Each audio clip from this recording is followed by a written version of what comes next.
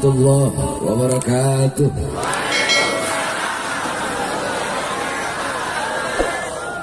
Bismillah. Wassalatu wassalamu ala Rasulillah Muhammad ibn Abdullah wa ala alihi wa sahbihi wa man wala. Wa ba'd. Yang saya cintai, yang saya muliakan, para alim ulama, para habaib, para kiai, para asatid, para tokoh masyarakat, para aparat pemerintah, wabil khusus yang saya cintai segenap tuan rumah dan segenap panitia daripada peringatan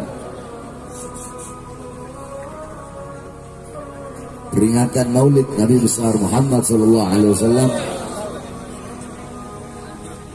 beserta yang saya cintai, yang saya muliakan seluruh jamaah kaum muslimin dan muslimat, khususnya para pemuda-pemudi baginda Nabi besar Muhammad sallallahu alaihi wasallam. Sebelumnya saya mohon maaf karena telat, terbangun tidur saya. Di Garut dingin soalnya, jadi bawaannya pengen tidur terus. Cuma istri Garut ini dari dulu dicari nggak dapat.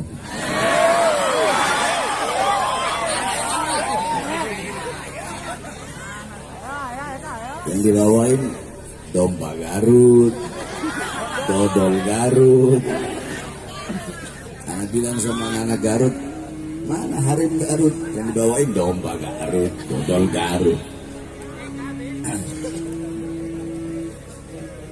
Hadirin sekalian yang dimuliakan oleh Allah Subhanahu wa taala. Alhamdulillah, segala puji dan syukur kehadirat Allah Subhanahu wa taala, yang dimana pada malam hari yang mulia ini Allah Subhanahu wa taala menempatkan kita di tempat yang mulia, yang penuh dengan kemuliaan, yang menjadi tempat turunnya suatu anugerah dan rahmat dari Allah Subhanahu wa taala. Ini tempat menjadi tempat turunnya rahmat. Ini tempat menjadi tempat turunnya berkat. Ini tempat menjadi tempat turunnya maghfirat. Ini tempat menjadi tempat turunnya hidayat. Ini tempat menjadi tempat turunnya inayat. Ini tempat menjadi tempat turunnya kasih sayang. Ini tempat menjadi tempat turunnya pengampunan. Ini tempat menjadi tempat turunnya anugerah dari Allah. Kenapa? Karena kita duduk di ini majelis untuk memuliakan, mengagungkan daripada maulid, daripada hari kelahiran baginda Nabi besar Muhammad sallallahu alaihi wasallam. Kita duduk di sini bersolawat kepada Nabi, memuji Nabi Muhammad sallallahu alaihi wasallam. Qala Rasul, man shalla alayya salatan wahidatan sallallahu alaihi biha asyra. Barang siapa yang bersolawat kepada aku satu kali, maka Allah bersolawat kepada yang satu kali. Setiap engkau bersolawat kepada Rasulullah, maka salawatmu dibawa oleh malaikat di hadapan kuburnya Rasulullah sallallahu alaihi wasallam. Malaikat berkata, ya Rasulullah, fulan bin fulan, fulan bin fulan, fulan bin fulan. Ya Rasulullah, masyarakat Garut, fulan bin fulan, fulan bin fulan, disebutkan engkau punya nama satu persatu di hadapan kuburnya Rasulullah. Kemudian apa kata Rasulullah? Bawa salawat mereka menghadap Allah Subhanahu wa taala. Dibawa, engkau punya salawat menghadap Allah. Ketika dibawa salawatmu menghadap Allah, malaikat berkata, ya Allah, fulan bin fulan, fulanah binti fulan, fulan bin fulan, fulanah binti fulan, bersalawat kepada kekasihmu Muhammad. Apa kata Allah? Akan aku ciptakan, akan aku jadikan, akan aku ciptakan dari setiap satu huruf dari sholawat yang mereka baca. Dari setiap satu huruf, contoh yang dibaca, ya Rabbi sholli ala Muhammad, ya satu huruf, alif satu huruf, ra satu huruf, ba satu huruf, ya satu huruf, ya Rabbi 5 huruf. Dari setiap satu huruf, kata Allah, aku ciptakan 360 malaikat yang memiliki 360 kepala. Di setiap kepala memiliki 360 wajah. Di setiap wajah memiliki 360 mulut. Di setiap mulut memiliki 360 lidah, yang dimana setiap lidah memohon ampun atas dosa-dosa orang yang bersalawat tersebut. Ketika Rasulullah SAW Isra Mi'raj, beliau berjumpa dengan malaikat yang memiliki 1000 tangan. Di setiap tangan memiliki 1000 jari. Maka Rasulullah bertanya, wahai malaikat, kenapa Allah ciptakan engkau punya 1000 tangan? Setiap tangan punya 1000 jari. Rasulullah takjub kagum dengan kehebatan malaikat tersebut. Apa kata malaikat itu? Ya Rasulullah, Allah ciptakan aku, tugasku adalah menghitung setiap tetesan-tetesan hujan yang jatuh dari langit ke bumi. Kemudian Rasulullah bertanya, wahai malaikat, apakah engkau tahu berapa banyak jumlah, berapa banyak bilangan tetesan-tetesan hujan yang jatuh dari langit ke bumi semenjak Adam sampai sekarang? Sampai sekarang maksudnya sampai saat itu ketika Rasulullah SAW. Apa kata malaikat tersebut? Iya ya Rasulullah, aku tahu berapa banyak jumlah, berapa banyak bilangan tetesan-tetesan hujan yang jatuh dari zaman Nabi Adam hingga saat ini. Tetesan hujan yang jatuh di laut, yang jatuh di sungai, yang jatuh di gunung, yang jatuh dimanapun. Aku tahu berapa jumlahnya, berapa bilangannya. Aku bisa menghitungnya dengan tepat, jumlah tetesan hujan dari zaman Nabi Adam hingga saat ini. Rasulullah takjub dan kagum dengan kehebatan malaikat tersebut. Tiba-tiba malaikat itu berkata, akan tetapi ya Rasulullah, aku punya kekurangan. Apa kekuranganmu? Kata Rasulullah. Dijawab oleh malaikat tersebut, kekuranganku, kelemahanku, yaitu ketika umatmu berkumpul di suatu tempat untuk bersalawat kepadamu, untuk memujimu, memuliakanmu, mengagungkanmu. Ketika mereka bersalawat, disitulah kekurangan dan kelemahanku. Kenapa? Karena aku tidak bisa menghitung berapa banyak rahmat dan pengampunan yang Allah berikan kepada umatmu yang bersalawat kepadamu. Coba kau bayangkan, tetesan-tetesan hujan yang jatuh dari langit ke bumi dari zaman Nabi Adam bisa dia hitung. Tapi engkau duduk, kalian duduk pada malam hari ini bersalawat kepada Nabi Muhammad. Malaikat tersebut tidak bisa menghitung berapa banyak rahmat dan pengampunan yang Allah berikan kepada kita yang bersalawat, memuliakan dan memuji Nabi Muhammad. Saudara-saudara, kita duduk di sini memuliakan Nabi, mengagungkan Nabi, memuji Nabi, bersalawat kepada Nabi. Nabi tidak butuh dengan pujian kita.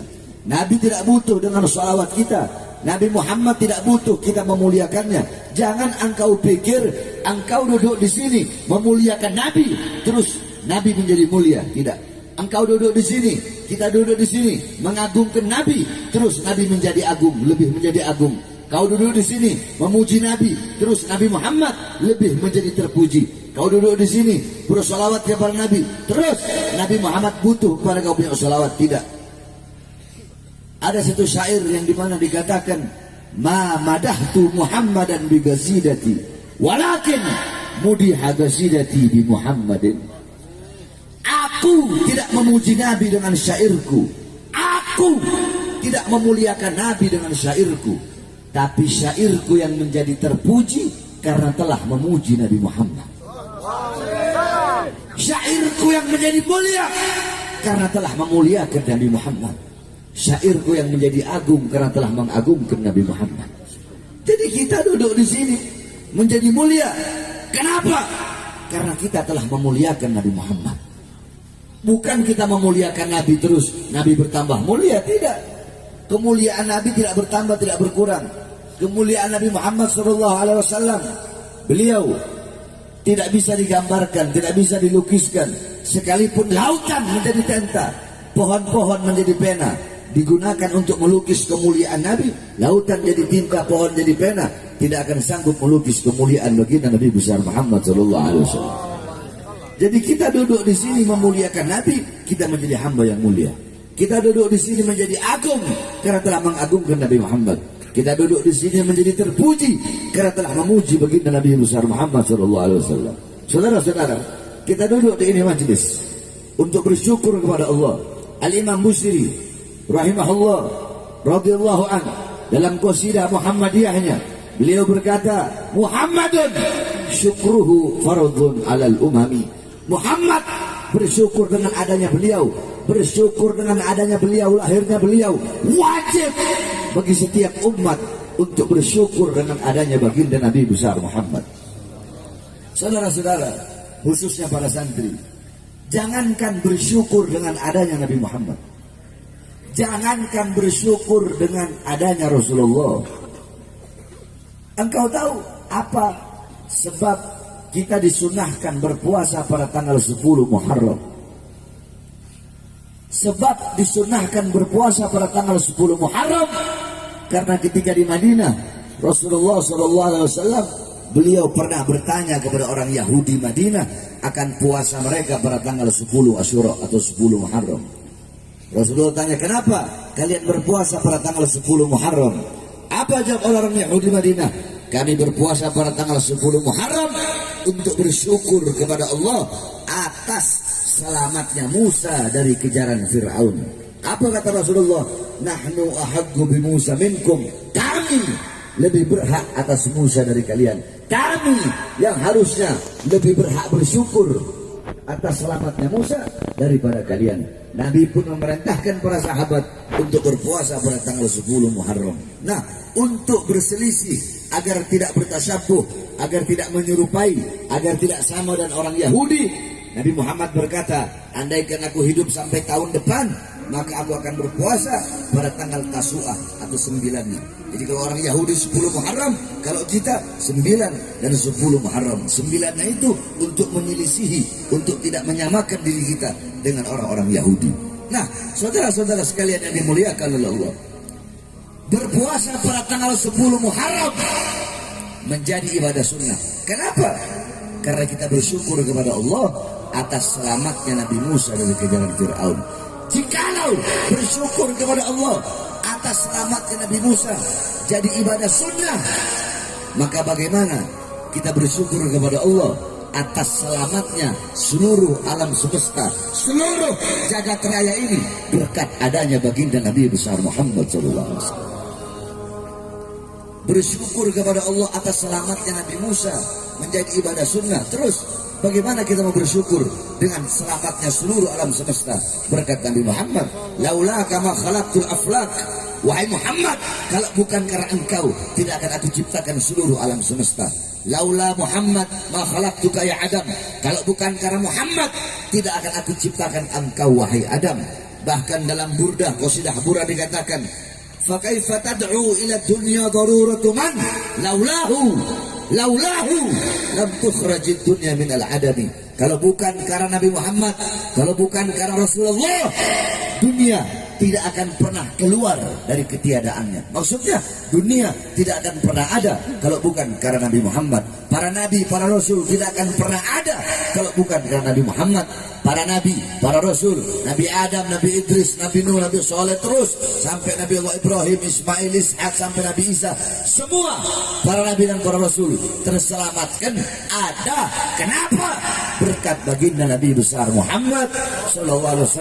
Maka bagaimana cara kita bersyukur kepada Allah Subhanahu Wa Taala? Jikalau bersyukur dengan selamatnya Nabi Musa saja menjadi ibadah sunnah, maka bagaimana bersyukur atas selamatnya seluruh alam semesta berkat adanya baginda Nabi besar Muhammad SAW. Nah, kita bersyukur dengan duduk pada malam hari ini, berbahagia, bergembira dengan maulid Nabi besar Muhammad SAW.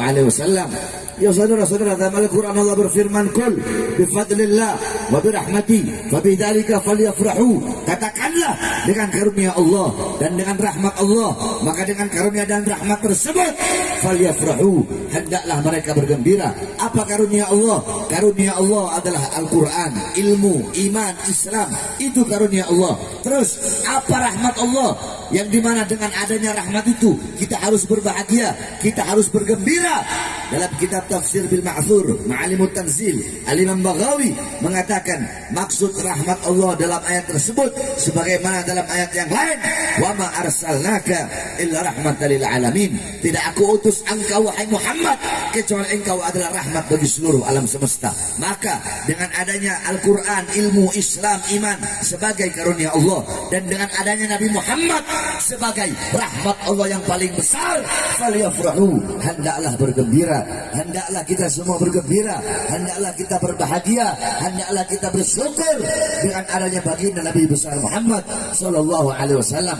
Oleh karenanya jika ada yang bertanya, siapa yang menyuruh kamu bikin maulid? Siapa yang suruh kamu perintahkan maulid? Jawab saja, Allah yang memerintahkan saya untuk membuat maulid. Allah yang memerintahkan saya untuk membuat maulid. Sebab apa? Intisari maulid adalah bergembira dengan lahirnya Nabi Muhammad sallallahu alaihi wasallam. Sedangkan perintah untuk bergembira dengan adanya Nabi itu ada dalam Al-Quran, yaitu ayat firman Allah, qul bi fadlillah wa birahmati fabidzalika falyafrahu. Saudara-saudara, jikalau intisari daripada maulid adalah memuliakan dan mengagungkan hari daripada kelahiran Nabi Muhammad, maka yang pertama kali mengagungkan, yang pertama kali memuliakan, yang pertama kali bermaulid, yang pertama kali mengagungkan, memuliakan kelahiran Nabi bukan para ustaz, bukan para kiai, bukan para habaib, bukan para ulama, bukan para a'immah, bukan a'immatul arba', bukan Imam Hanafi, Maliki, Syafi'i, Hambali, bukan para asfiya, bukan para tabi'in, bukan para tabi'in, bukan para sahabat, bukan juga para malaikat, bukan juga Nabi Muhammad, bukan para nabi, bukan para rasul, tetapi yang pertama kali, zat yang pertama kali memuliakan, mengagungkan hari kelahiran Nabi Muhammad adalah Allah Subhanahu wa taala. Allah yang pertama kali memuliakan dan mengagungkan hari kelahiran Nabi Muhammad. Bagaimana cara Allah memuliakan dan mengagungkan kelahiran Nabi? Allah punya cara sendiri untuk memuliakan dan mengagungkan kelahiran Nabi Muhammad. Bagaimana cara Allah? Saudara-saudara, dikatakan dalam sirah Nabawiyah, Wulida sallallahu alaihi wasallam yaumul Itsnin 12 min Syahr Rabiul Awwal amal fil. Nabi Muhammad lahir pada hari Senin tanggal 12 bulan Rabiul Awal tahun gajah. Wa summiya ama wiladatihi amul fil, dinamakan tahun kelahiran beliau itu dengan tahun gajah. Kenapa?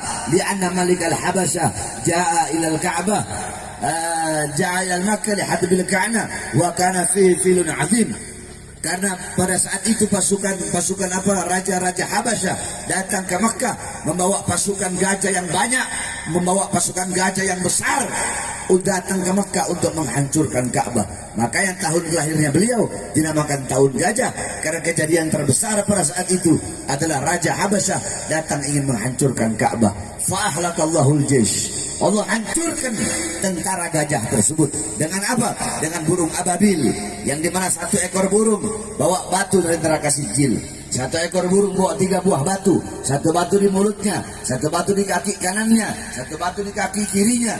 Sehingga ketika burung ababil melemparkan itu batu kepada tentara gajah, itu batu jatuh di atas kepala, tembus sampai ke kaki. Faja'alahum kasfin ma'kul, Allah jadikan mereka bagaikan makanan ulat, bagaikan daun yang dimakan sama ulat, lubang. Jatuh itu batu di atas kepala, tembus sampai ke kaki, saudara-saudara. Allah hancurkan mereka. Kenapa Allah hancurkan di saat hari kelahiran Nabi Muhammad SAW? Padahal bisa saja Allah hancurkan sebelum Nabi lahir. Sebelum Nabi lahir, sebelum mereka berangkat, bisa aja Allah menghancurkan. Tapi kenapa Allah hancurkan di hari lahir Nabi? Takriman, tasyrifan, wa ta'ziman li maulidin Nabi sallallahu alaihi wasallam, untuk memuliakan, mengagungkan daripada kelahiran baginda Nabi besar Muhammad sallallahu alaihi wasallam. Saudara-saudara, api majusi yang selama ribuan tahun tidak pernah padam, Allah padamkan di hari kelahiran Nabi Muhammad. Apakah mustahil Allah mau padamkan sebelum Nabi lahir? Bisa saja Allah padamkan sebelum Nabi Muhammad lahir, atau bisa saja Allah padamkan sesudah Nabi Muhammad lahir. Tapi kenapa Allah padamkan api majusi yang selama ribuan tahun tidak pernah padam di hari kelahiran Nabi, untuk memuliakan dan mengagungkan kelahiran baginda Nabi besar Muhammad?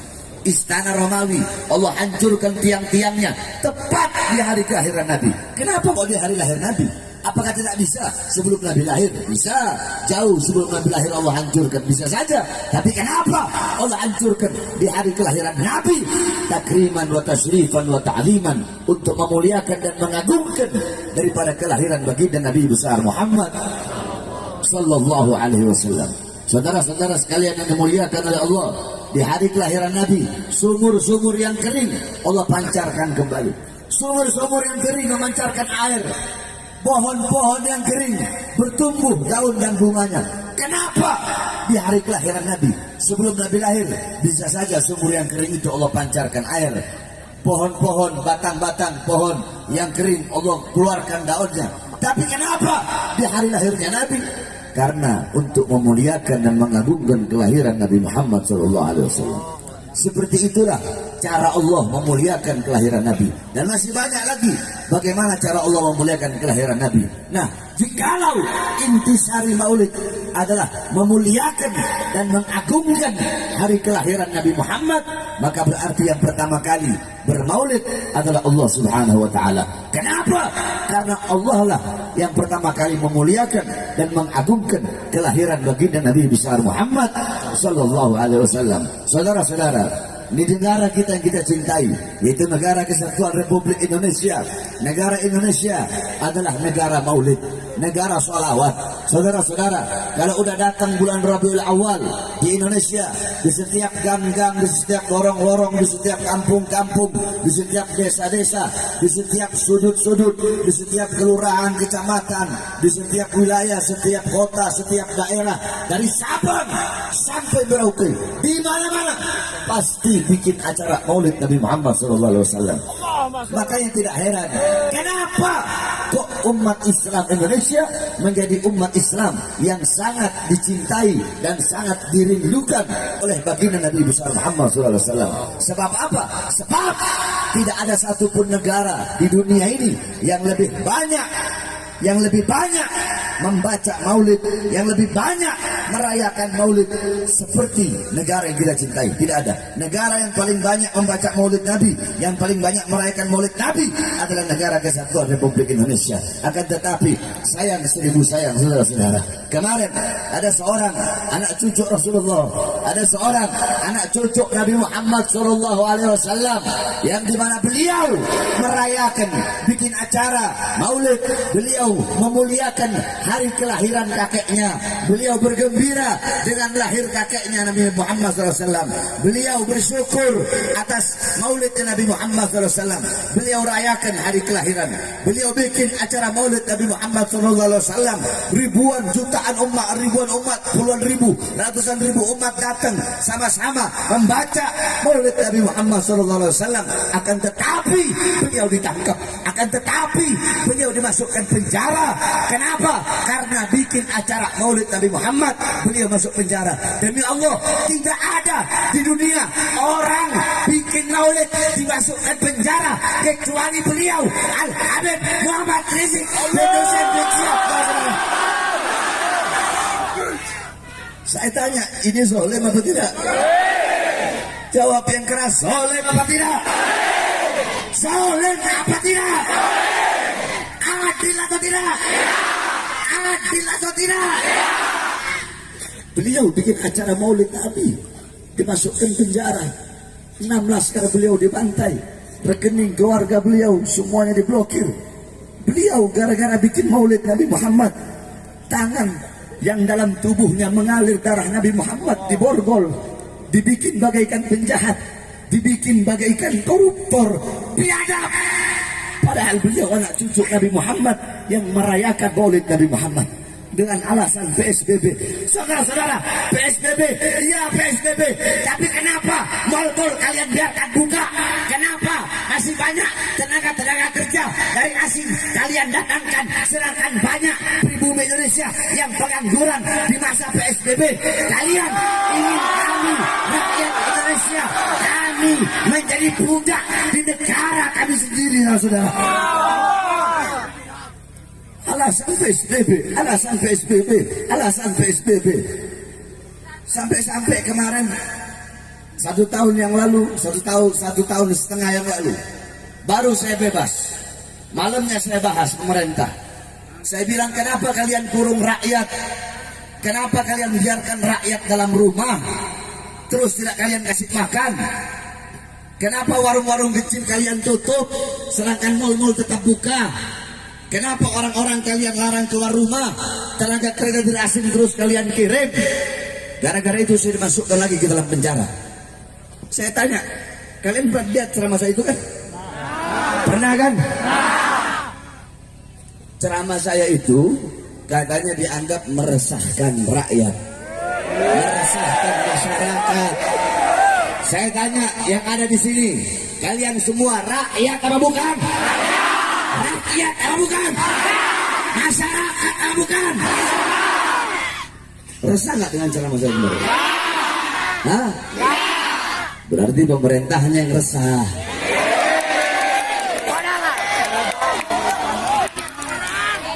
Kan udah saya bilang, mulut saya ini kayak alkohol.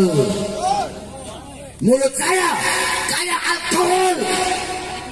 Kalau kena kulit yang ada luka, perih, pedih, sakit.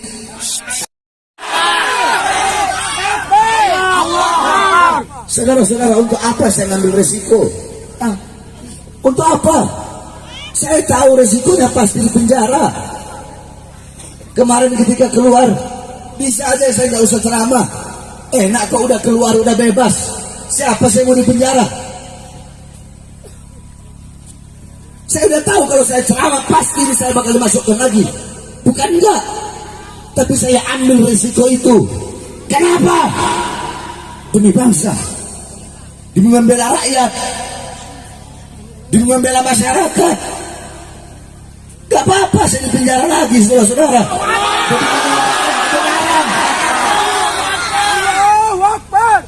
Kami anak cucu Rasulullah, Habib Rizik, kami dalam tubuh kami mengalir darah-darah pejuang, mengalir darah-darah yang selalu membela rakyat, darah-darah yang selalu membela umat. Di penjara cuma hal kecil, saudara. Kakek-kakek kami dibunuh. Sayyidina Ali bin Abi Thalib lagi sholat ditikam dari belakang sampai beliau mati. Kenapa? Hanya satu jawabannya, karena beliau yang berada di barisan paling depan untuk menyampaikan kebenaran melawan kezaliman. Kami punya kakek Sayyidina Hasan bin Ali diracun sampai beliau wafat, keluar semua isi perutnya, diracun. Kenapa? Satu jawabannya, karena beliau karena Sayyidina Hasan berada di barisan paling depan untuk menyuarakan kebenaran. Saudara-saudara, kami punya kakek Sayyidina Husain radhiyallahu anhu. Sayyidina Husain dipenggal kepalanya, dipenggal kepala cucu Rasulullah, dipenggal oleh umatnya sendiri, dipenggal oleh orang yang mengaku umat Nabi Muhammad tetapi memenggal kepala cucu Nabi Muhammad. Sama seperti orang sekarang yang mengaku saya umat, saya juga Islam, saya juga umat Nabi, tetapi memenjarakan cucu Nabi Muhammad SAW. Makanya waktu di Nusa Kambangan kemarin, ketika itu saya diborgol, tangan saya diborgol, perut saya diborgol, kaki saya diborgol, 3 borgol. Itu emang udah SOP-nya seperti itu, saudara-saudara. Tetapi seluruh petugas-petugasnya baik, mereka hanya mengikuti aturan. Mereka berkata, Habib, kami ini NU, kami cinta baik, mohon maaf Beb, terpaksa kami harus seperti ini, kalau enggak kami bisa kehilangan pekerjaan. Saya bilang nggak apa-apa, minta maaf Beb, minta ridhonya Beb, kami takut kualat. Nggak apa-apa, udah borgol tangan, borgol perut, borgol kaki. Ketika sambil berjalan, saya tanya kepada mereka, kalian Islam semua? Iya Beb, kami semua Islam. Siapa Nabi kalian? Nabi Muhammad Beb. Setiap kalian sholat, kalian bersolawat? Iya Beb, bersolawat. Apa solawat yang kalian baca? Allahumma sholli ala sayyidina Muhammad wa ala ali sayyidina Muhammad. Salat, salam sejahtera, solawat rahmat Allah, salam sejahtera atas Nabi Muhammad dan atas keluarga Nabi Muhammad. Tahukah kalian mengaku umat Muhammad, sedangkan kalian membiarkan cucu Muhammad diborgol di depan kalian, tangan, perut dan kakinya. Kalian sholat, bersolawat kepada Al Muhammad, anak cucu Muhammad, sedangkan anak cucu Muhammad di hadapan kalian diborgol tangannya, perutnya, kakinya. Kalian diam. Saya bagaikan penjahat, saya bagaikan koruptor, saya bagaikan partner narkoba, padahal saya hanya gara-gara ceramah menyampaikan kebenaran, membela rakyat yang susah ketika itu, yang dikurung ketika sedang corona. Oleh karenanya saudara, kakek-kakek kami udah biasa. Beliau-beliau dibunuh, Imam Ali Zainal Abidin dimasukkan penjara, nenek-nenek kami, putri-putri Sina Husain dirantai, ditawan bagaikan binatang. Itu sudah biasa. Kami di penjara, dibunuh, sudah biasa saudara-saudara. Itu yang dilakukan oleh kakek-kakek kami, dan itulah warisan yang diberikan kepada kami. Kakek-kakek kami tidak mewariskan harta, pangkat, jabatan, tahta, kekuasaan. Bukan itu warisan daripada kakek-kakek kami. Warisan daripada kakek-kakek kami di penjara. Warisan kakek-kakek kami ilmu, akhlak, adab, wara, khauf, khasyah, zuhud. Warisan kakek-kakek kami di penjara, diracun, dibunuh. Dan itulah risiko bagi kami yang untuk berjuang di jalan Allah Subhanahu wa taala. Oleh karenanya saya sampaikan, darah beliau Sayyidina Ali, Rasulullah SAW, Sayyidina Hasan, Sayyidina Husain mengalir di dalam tubuh kami para habaib, mengalir di dalam tubuh Al-Habib Muhammad Rizik bin Husain bin Syihab. Oleh karenanya kami sampaikan, kami para habaib, kami para anak cucu Rasulullah, kami para pemuda-pemudi Syabab Ba'alawi yang lurus, yang berada di bawah komando Habib Rizik, demi Allah kami akan selalu tegak berdiri, tidak akan berhenti sampai mati, tidak akan mundur sampai hancur untuk melawan kezaliman, melawan ketidakadilan, melawan kemungkaran sampai titik darah penghabisan. Kami tidak lawan pemerintahnya. Akidah kami aswaja, betul? Akidah kita apa? Akidah kita apa? Aswa. Ahlus sunnah wal jamaah. Ahlus sunnah wal jamaah. Akidah Asy'ari matu. Akidah Asy'ari matu. Mazhab Syafi'i. Mazhab Syafi'i. Nah, dalam akidah Ahlus sunnah wal jamaah, hukumnya haram melawan pemerintah yang sah. Haram menjatuhkan pemerintah yang sah. Kami tidak melawan pemerintah, tidak. Yang kami lawan kezalimannya, betul? Ketidakadilannya, betul? Ketidakadilan yang kami lawan. Ini negara hukum kita nggak adil, betul? Penista-penista agama dibiarkan. Penista agama dibiarkan, padahal sudah berkali-kali dilaporkan. Tetapi kalau para ulama-ulama pengkritik penguasa yang dilaporkan, dari langsung dipanggil polisi, langsung dijadikan saksi, dari saksi jadi tersangka, dari tersangka langsung dimasukkan, saudara-saudara. Kenapa yang terlapor penista-penista agama ini kok nggak diproses? Karena mereka berada di pihak kekuasaan. Kenapa kok kami dimasukkan penjara? Jawabannya satu, karena kami tidak bisa disuap, kami tidak bisa disogok, kami tidak bisa dibeli, saudara-saudara. Kami tidak akan menjual kehormatan darah suci Rasulullah SAW hanya demi kehinaan-kehinaan duniawi atau pangkat, jabatan, tahta dan kekuasaan. Tidak, saudara-saudara. Kami semata-mata untuk membela agama datuk kami dan membela rakyat bangsa Indonesia yang sangat kami cintai. Oleh karenanya saya sampaikan kepada seluruh hadirin semua yang hadir di sini, kalian jangan pernah capek untuk menyampaikan kebenaran.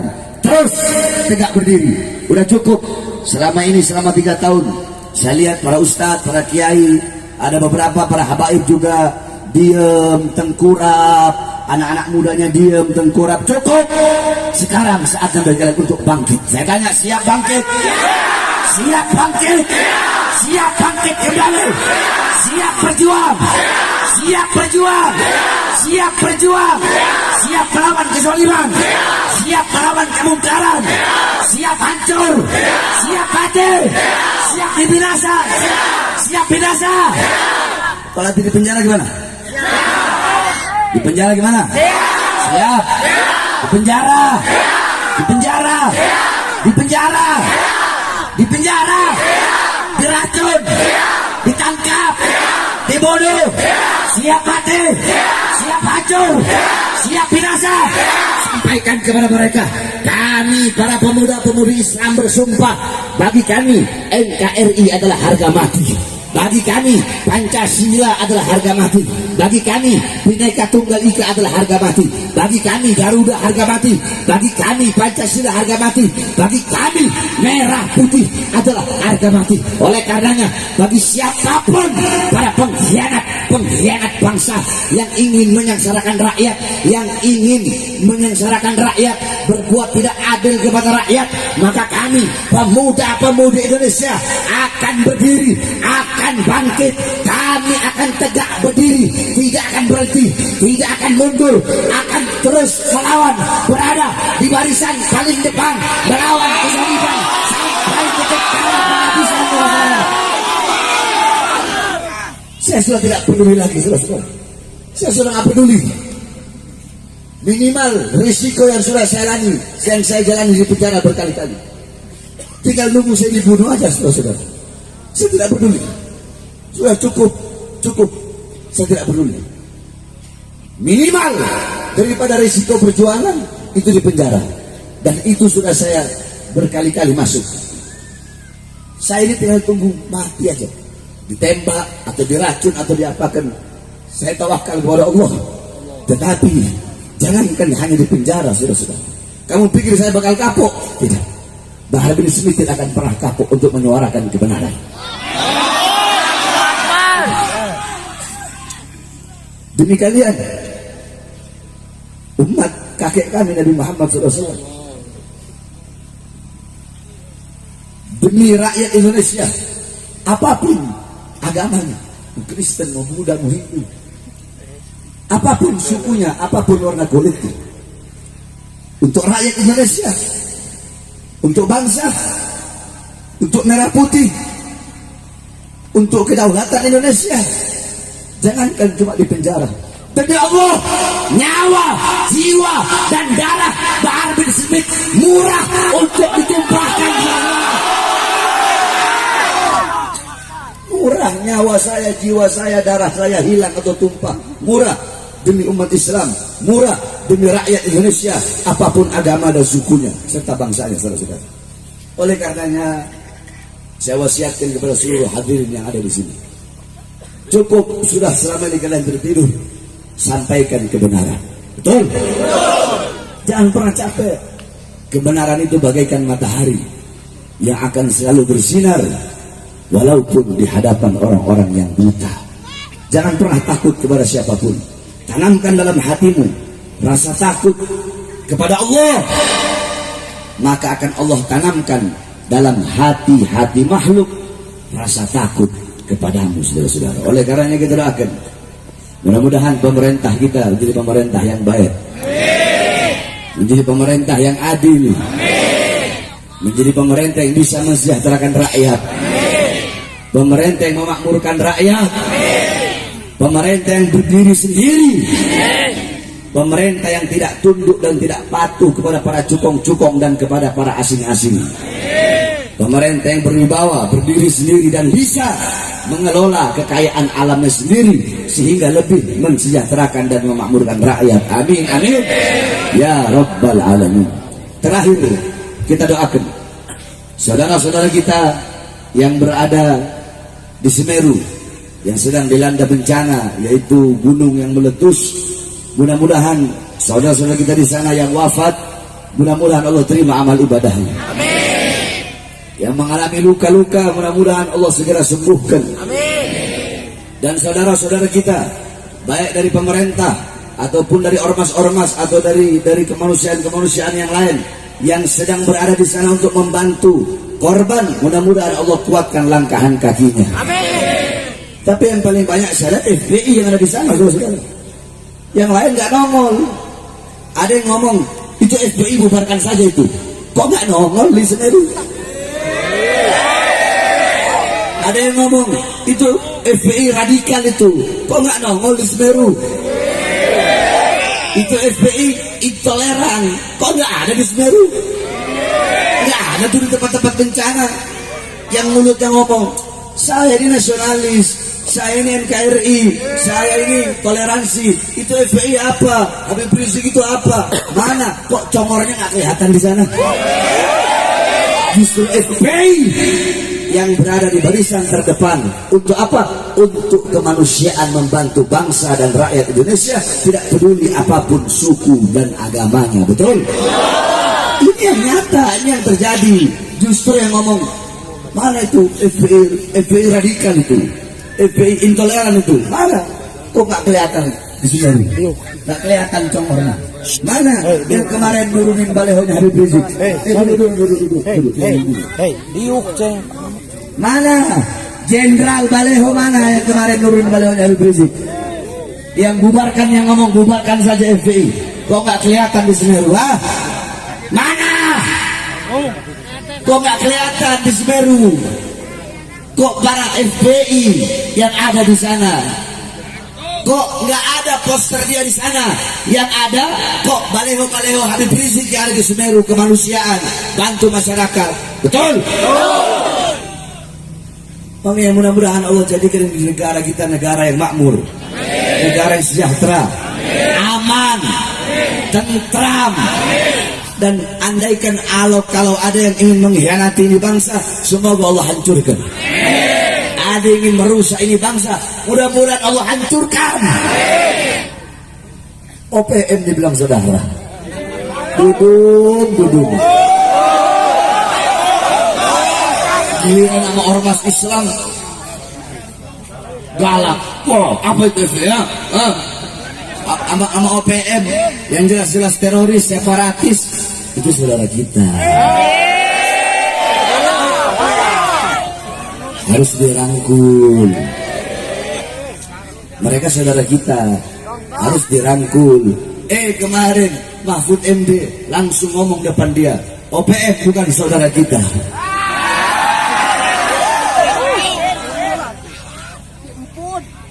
Betul. OPM itu teroris. Berapa banyak tentara yang mereka bunuh? Berapa banyak prajurit baik dari TNI ataupun dari Polri yang gugur, dibantai, dibunuh oleh OPM?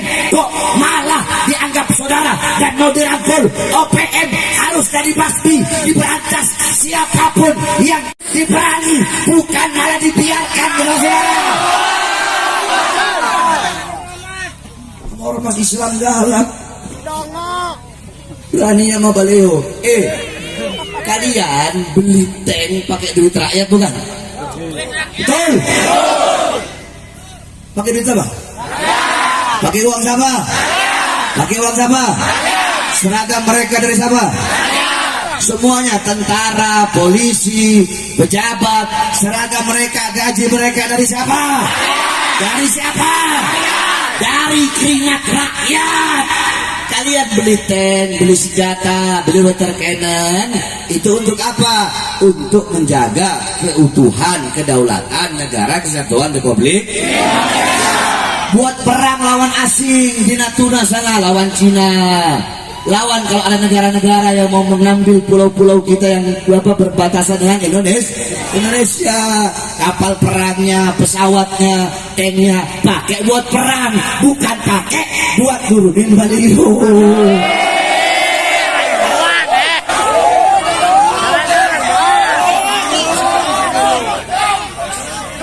Betul. Udah gitu pakai ngomong lagi. Saya kalau berdoa nggak pakai bahasa Arab, karena Tuhan bukan orang Arab.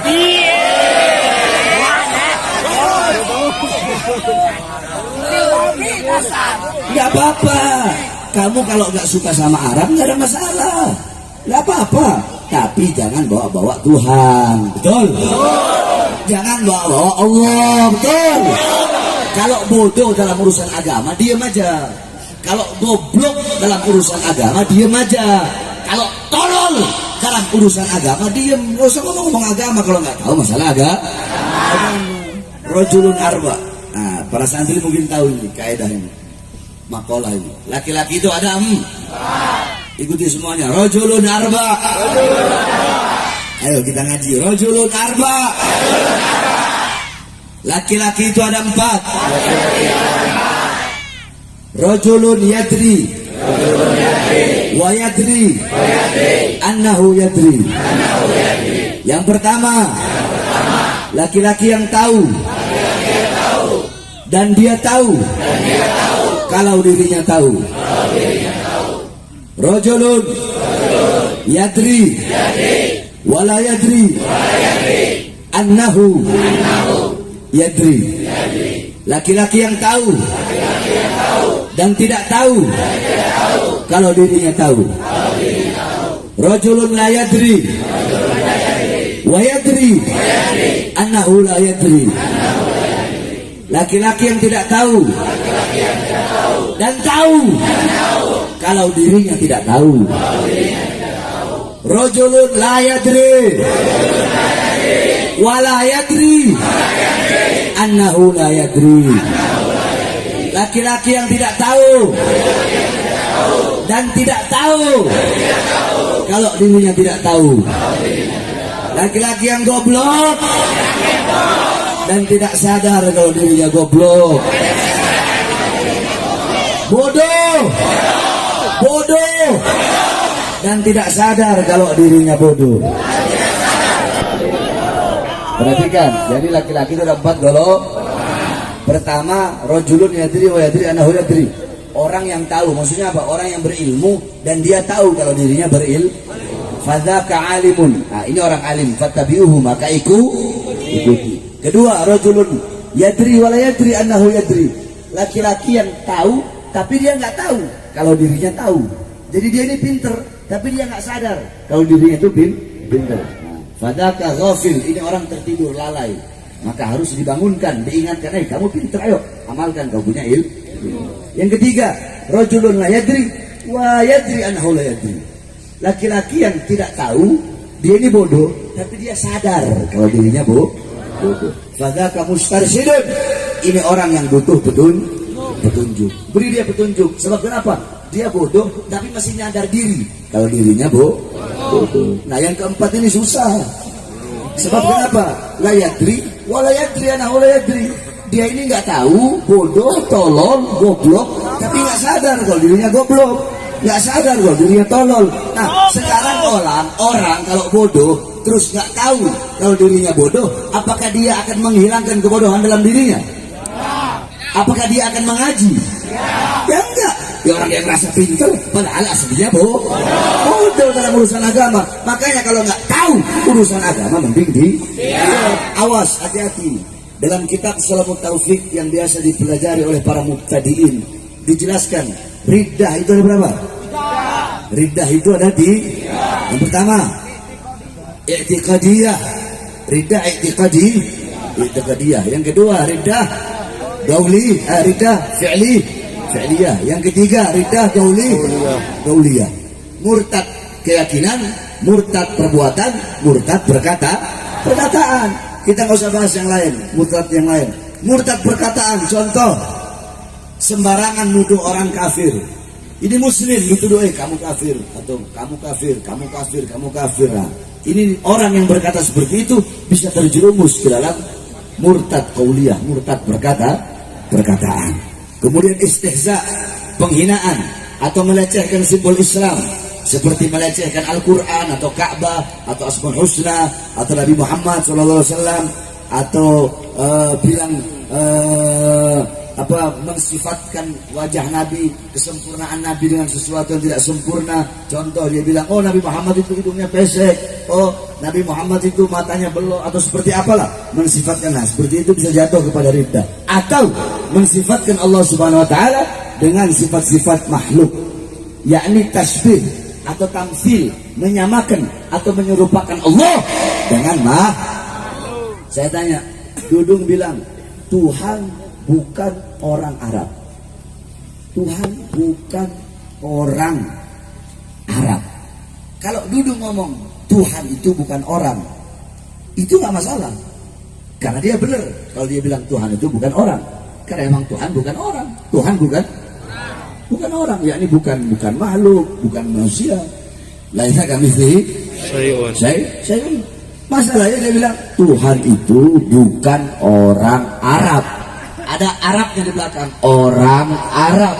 Kalau orang Arab makhluk bukan? Makhluk bukan? Makhluk bukan? Sebab banyak juga orang-orang goblok di luar sana yang membela pernyataannya. Cara mereka membela apa? Dengan akal, cuma salah. Mereka bilang lah, bener dong. Dudung bilang Tuhan itu bukan orang Arab. Berarti kalau Tuhan itu bukan orang Arab, ya Tuhan itu bukan manusia. Emang benar. Tapi ingat, awas. Dia ngomong masalah doa. Dia berdoa, dia bilang, saya kalau berdoa pakai bahasa Indonesia. Berarti berdoa kepada siapa? Kepada Tuhan. Saya berdoa kepada Allah pakai bahasa Indonesia, tidak pakai bahasa Arab. Karena Tuhan bukan orang Arab. Kalau Tuhan bukan Arab atau Tuhan bukan orang, tidak ada masalah. Ini Tuhan bukan orang Arab.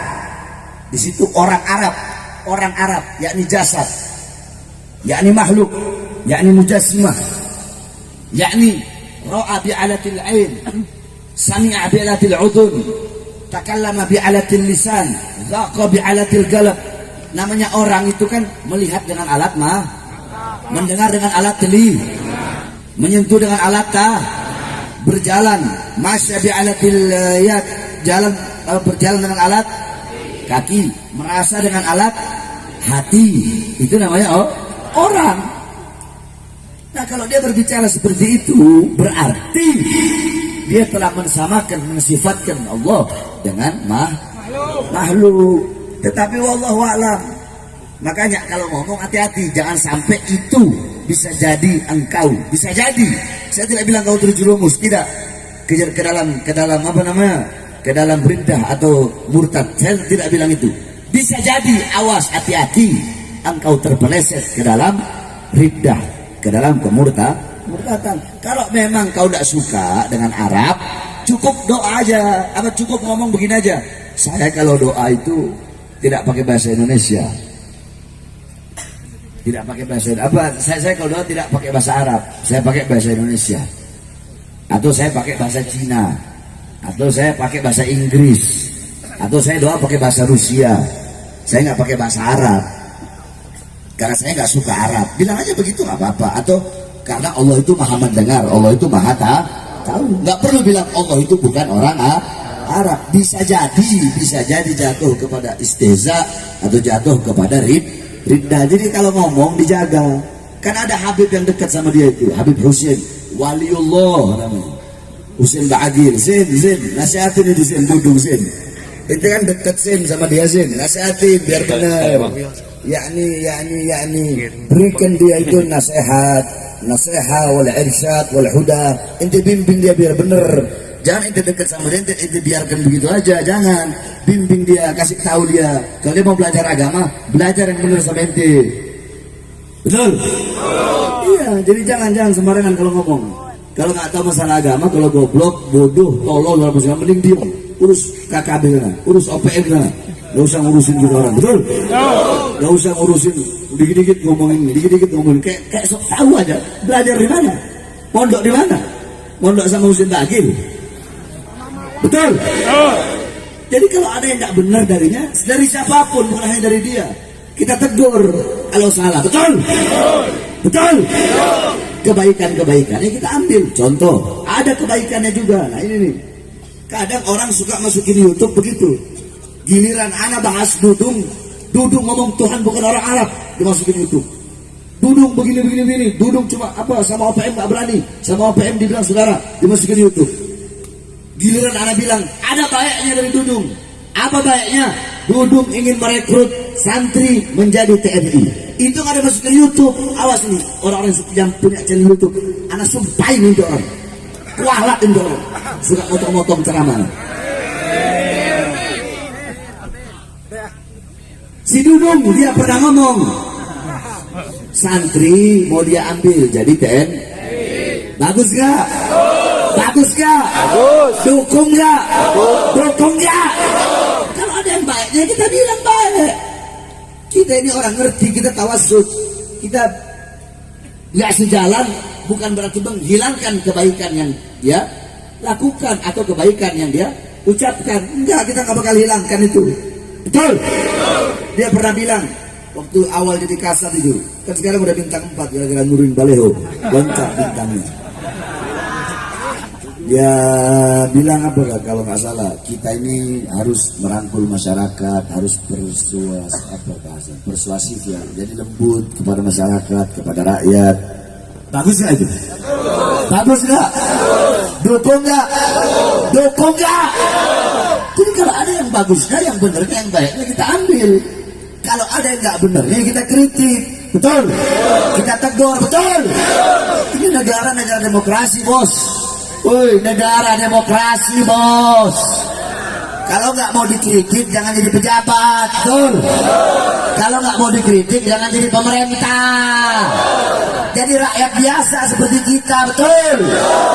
Karena kami rakyat Indonesia adalah ibu daripada presiden, ibu daripada TNI, ibu daripada polisi. Makanya anak-anak jangan durhaka dengan kami, ibu kalian, yaitu rakyat Indonesia, betul?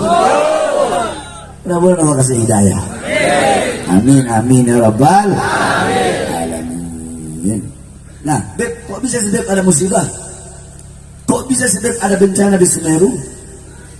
Yang terakhir, kok bisa ada musibah? Kok bisa ada bencana? Saudara-saudara, Rasulullah satu waktu di atas gunung ketika gempa bumi, beliau pegang begini itu tanah. Beliau pegang begini, belum saatnya. Tiba-tiba berhenti itu zilzal, gempa bumi. Kemudian beliau bilang, maksiat apa yang telah kalian lakukan para sahabat? Dosa apa yang telah kalian lakukan sehingga Allah berikan musibah ini kepada kita? Itu Rasulullah. Sayyidina Umar bin Khattab radhiyallahu anhu, beliau ketika di masanya jika ada gempa bumi, beliau berkata, terlalu cepat kita bermaksiat kepada Allah, terlalu cepat kita berbuat dosa kepada Allah Subhanahu wa taala. Demi Allah, andaikan besok ada gempa bumi lagi, saya tidak mau tinggal dengan kalian. Masuk dengan umat Islam Madinah ketika itu. Itu di zaman Sayyidina Umar bin Khattab. Di zaman Sayyidina Umar bin Abdul Aziz ada gempa bumi. Ketika gempa bumi, beliau menyurati para gubernur-gubernur. Semua gubernur beliau kasih surat dan beliau katakan, wahai para gubernur-gubernur, bertaubatlah kalian kepada Allah dan sedekahkan harta kalian di jalan Allah, karena mungkin kalian terlalu banyak berbuat dosa sehingga menjadi sebab turunnya musibah dan bencana. Itu di zaman Sayyidina Umar bin Abdul Aziz. Kemudian Sayyidina Anas bin Malik pernah bertanya kepada Sayyidatuna Aisyah pendapat Sayyidatuna Aisyah tentang gempa bumi, tentang musibah, tentang bencana. Apa jawab Sayyidatuna Aisyah? Idza istahallu zina wa istibahal khumur. Idza istahalla zina, apabila zina sudah dianggap halal. Jadi orang zina udah kayak hal biasa. Zina udah kayak hal lumrah, pelacuran di mana-mana, orang berzina di depan umum udah gak malu lagi, berzina di mana-mana. Jadi zina udah yakni tahlil ma yuharrimullah. Udah perkara yang haram ini udah dianggap halal. Yakni udah dianggap halal. Istahalla itu kan menganggap sesuatu. Menganggap istahalla dari kata halal, berarti istahalla yastahillu istihlalan, yakni menganggap halal pada sesuatu yang haram. Zina ini dosa besar, tapi udah dianggap hal yang halal, hal yang wajar. Udah zina. Kalau ini yang udah terjadi di mana-mana, satu zina di mana-mana, zina merajalela, pelacuran merajalela di mana-mana, perbuatan zina udah dianggap halal. Wa istibahal khumur, khomer, alkohol, mabuk-mabukan di mana-mana, bahkan bukan hanya di mana-mana, udah dianggap hal yang biasa, hal yang boleh, hal yang jais. Padahal khamr hukumnya haram, berdosa, tapi udah dianggap biasa aja. Pinggir jalan mabuk, nggak ada rasa-rasa malunya. Kenapa? Karena dia menganggap ini perkara yang biasa, tidak ada rasa malu, dia anggap hal yang biasa. Itu yang kedua. Yang ketiga, apabila musik-musik dunia merajalela, musik-musik yang membuat lupa kepada Allah, musik-musik yang membuat lalai. Apabila tiga perkara ini, yaitu zina, pelacuran di mana-mana, melacur, berzina di mana-mana, khamr, mabuk di mana-mana, musik-musik dunia, disco di mana-mana, maka akan Allah berilah bala, musibah dan bencana. Oleh karenanya kita doakan mudah-mudahan Allah jaga negara kesatuan Republik Indonesia yang kita cintai ini dari segala mara bahaya, musibah dan bencana. Allah jadikan baldatun thayyibatun rabbun ghafur.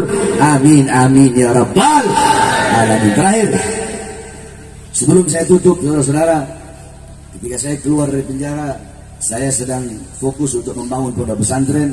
Sebagaimana yang saudara-saudara tahu, bahwasanya saya ini mengharamkan pondok pesantren saya untuk menerima bantuan dari pemerintah. Bukannya saya anti pemerintah, enggak. Kalau saya anti pemerintah, ngapain kemarin saya nyoblos?